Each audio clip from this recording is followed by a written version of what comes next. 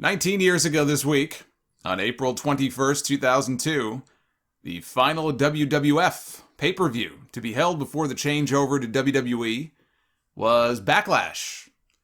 And back then, they weren't calling it WrestleMania Backlash. It was implied that it was Backlash from WrestleMania. You didn't have to beat people over the head with it. From the Kemper Arena in Kansas City. This was their first pay-per-view there, not TV taping, but their first pay-per-view since Owen Hart fell to his death in that building. It was Brock Lesnar's first pay-per-view match, a win over Jeff Hardy. Kurt Angle beat Edge in an excellent match. They would have an even better match a month later at Judgment Day when Kurt lost his hair. Eddie Guerrero beat Rob Van Dam to win the Intercontinental title. Undertaker beat Stone Cold Steve Austin to become the number one contender for the WWF title. And in the main event, just a month after becoming the undisputed champion at WrestleMania 18, the big climax of his return from a torn quad after 8 months on the shelf, Triple H's reign came to an abrupt halt as he lost the championship to Hulk Hogan, who had last held that title in 1993. Hogan was probably always going to have one last run with the belt after the inevitable babyface turn when he came back, but that babyface turn happened only a month after returning as a heel, as part of the NWO, because of all the reactions that he was getting. They decided you got to strike while the iron is hot, and they turned him immediately. They did not plan to take the title from Triple H so quickly. In fact, the morning of the show, the plan was for Triple H to win the match. But Vince McMahon changed his mind late to putting the title on Hogan. Didn't do much to increase business, and a month later he dropped the belt to The Undertaker in a bad match that gave us one of the worst chokeslam spots of all time. But it did also give us one of the best bits of unintentional comedy in Raw history when Hogan tried to ride a motorcycle up the ramp towards Undertaker, but the bike stalled. And Hogan had to climb off and chase Taker on foot. And then, don't forget, let us not forget Undertaker tying Hogan to the back of his bike and dragging him through the hallway in the back. You know, the more I think about, and I've always said this, but when I really stop and think about Hogan's run in 2002, like the babyface run that he had for himself, Hogan was more giving than he normally would be that year when he came back. Because I think he knew, he has to try to ingratiate himself and don't rock the boat and show that he's a team player. Because he lost to The Rock at WrestleMania. He won the title, but then he lost it a month later to The Undertaker. He tapped out to Kurt Angle, which was huge. Not even that he lost to Kurt and put him over, but how he put him over. Hogan was a babyface. Kurt was the heel and Hogan was the babyface, and Hogan tapped out. How many times in the history of Hulk Hogan's career has he tapped out as a babyface? I mean, he's done it a few times as a heel, Sting in WCW. But as a babyface, I mean, honestly, I can't remember a single time up to that point. Up to that point, in June of 2002, I cannot remember a single instance of Hulk Hogan in any promotion as a babyface, as a top babyface. I mean, back then there was no tapping out. I mean, you submitted. I can't remember an instance of that happening. So that was huge what he did for Kurt in that match. And then don't forget, he lost to Brock Lesnar a couple months later on television, not even on pay-per-view, but on television in a bear hug. But I guess he had enough after that because he reportedly wanted to come back that fall and win the title from Brock Lesnar at Survivor Series. And they rightfully told him to piss off. That would have been a terrible idea. Hey, the crowd in MSG that night, maybe they would have eaten it up, but that would have been a fucking terrible idea. 14 years ago this week, on April 23rd, 2007, Shawn Michaels and John Cena had one of the greatest matches in Raw history. From Earl's Court in London, England, this was weeks after their main event at WrestleMania 23. They went nearly an hour, just shy of 56 minutes, in a non-title rematch that Michaels won with a super kick. Michaels told NBC Sports, that turned out at the very end of our European tour that year. We had already been on the road there for over a week. I found out what we were doing when I got to the building and was like, oh my goodness. I liked this match more than I did their WrestleMania match. And it actually increased the rating for the second hour of the show. And it held the audience, unlike the Kurt Angle, Brock Lesnar Iron Man match from SmackDown in 2003. And I know why. I mean, it's clear as day why this worked better.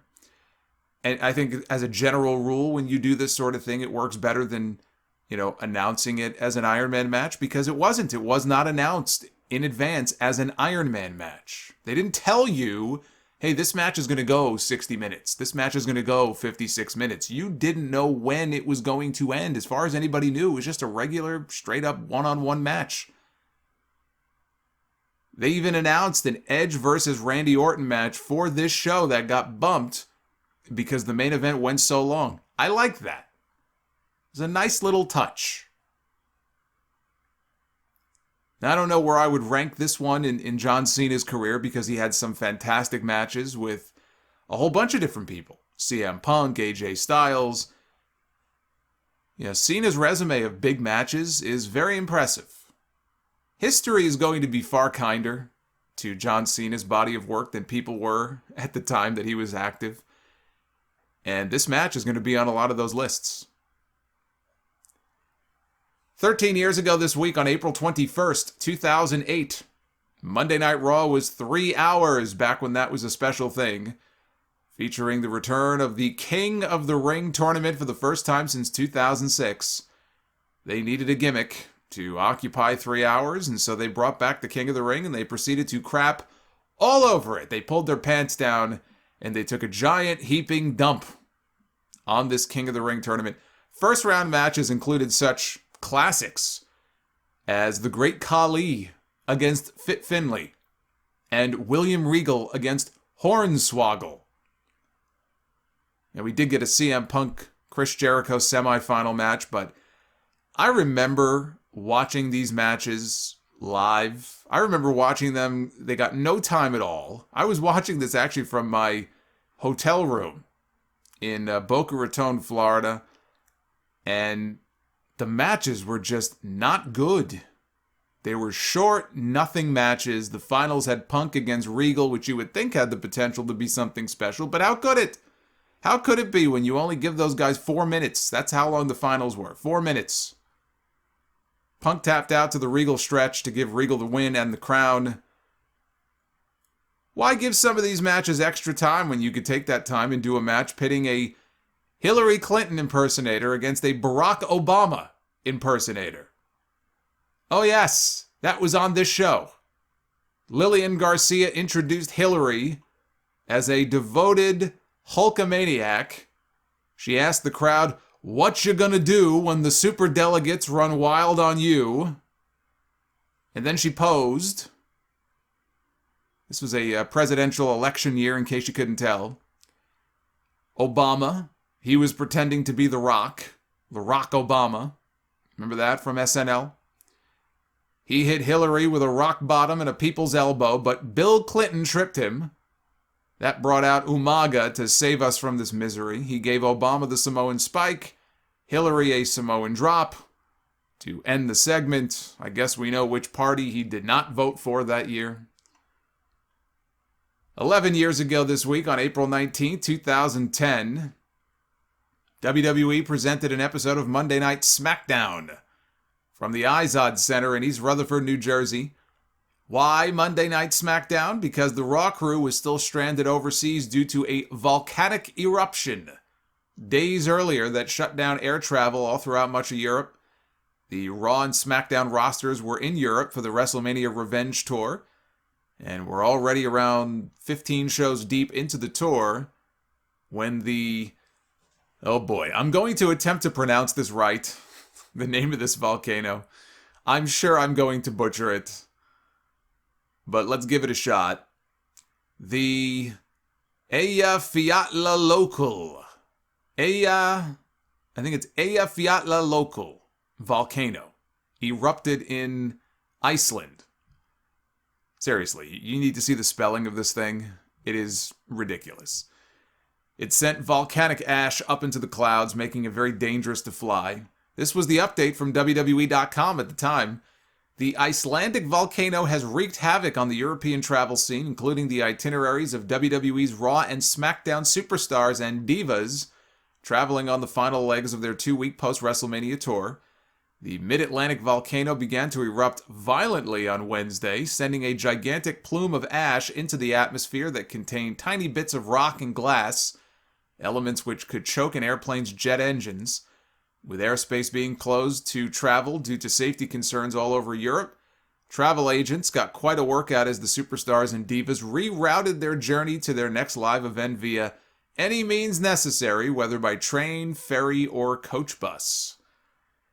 The Raw crew was in France on April 15th, and instead of flying to Belfast for the next 2 shows, according to The Miz, who was on that tour, they had to take a bus, a ferry, and another bus about 7 hours, followed by another ferry ride, and finally another 3 hours on a bus to get to Belfast. Then they ended up being stranded there and were not allowed to fly home until the 21st. To do so, they had to take a ferry from Northern Ireland to Scotland, and they flew home from there. The reason the SmackDown roster was able to fill in on Raw is because they went home early. They were driven from Zurich all the way to Madrid on a bus that was close to breaking down, and then flew home so that they could get to New Jersey for Raw. By the time they landed in Newark, New Jersey, they had spent 47 straight hours in transit.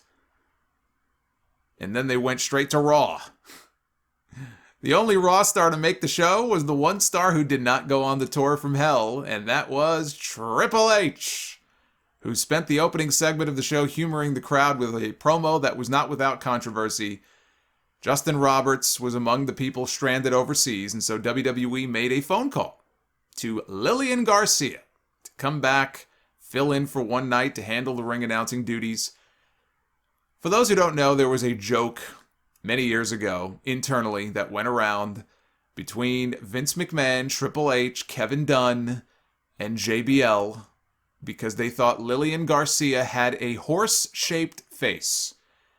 And it had gotten around, and eventually, as it did here, it got to TV with just little digs, little mentions here and there. Michael Cole made a similar crack about her the following year on commentary.